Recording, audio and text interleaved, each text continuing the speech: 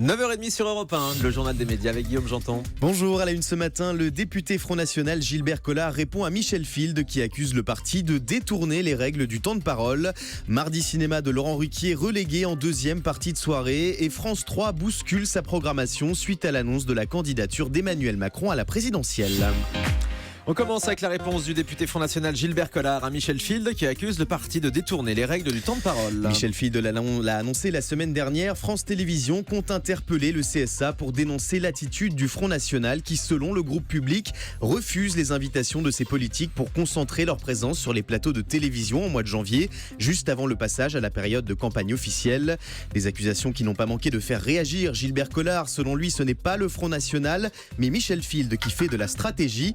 Interrogé par Le Point, le député FN affirme que le journaliste tend un piège au parti en obligeant ses représentants à parler contre des adversaires qu'ils ne connaissent pas pour le moment, ni à droite ni à gauche. Mardi cinéma de Laurent Ruquier relégué en deuxième partie de soirée bientôt sur France 2. C'était l'un des paris de la rentrée pour France 2, faire revivre Mardi cinéma, l'émission culte consacrée au 7e art dont Pierre Tchernia est à l'origine. Diffusée occasionnellement en prime time, cette version 2016 de Mardi cinéma n'a pas rencontré le succès escompté. Seulement 1 600 000 téléspectateurs pour le premier numéro en septembre dernier. France 2 a donc décidé de changer la case horaire de l'émission en la reléguant en deuxième partie de soirée. Le prochain numéro spécial comédie sera diffusé le 6 décembre prochain, juste après Le Père Noël est une ordure.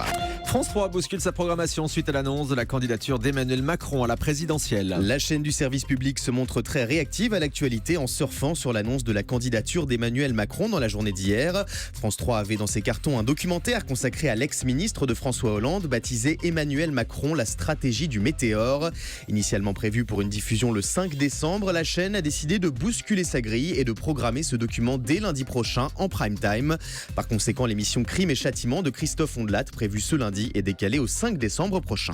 L'organisation des Energy Music Awards réagit à l'annonce de Maître Gims qui ne souhaite plus se rendre à la cérémonie. Suite à la 18e cérémonie des Energy Music Awards, Maître Gims s'est montré vexé comme jamais.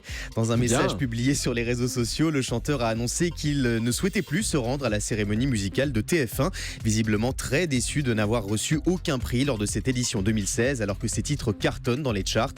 Interrogé par l'Express, le coordinateur des Energy Music Awards, Jacques Grimal, répond à l'artiste avec cette phrase: « Nous n'avons rien contre Maître Gims, bien au contraire, nous sommes autant désolés que lui, mais c'est le choix du public, s'il ne souhaite plus venir, nous respectons sa décision. » Et la chanteuse Shaim souhaiterait faire à nouveau partie de la famille de Danse avec les stars. Gagnante de la saison 2, puis juge du concours de danse de TF1 durant 2 saisons, Shaim a refait une apparition sur le plateau de Dals la semaine dernière en remplaçant Marie-Claude Pietragala le temps d'une soirée.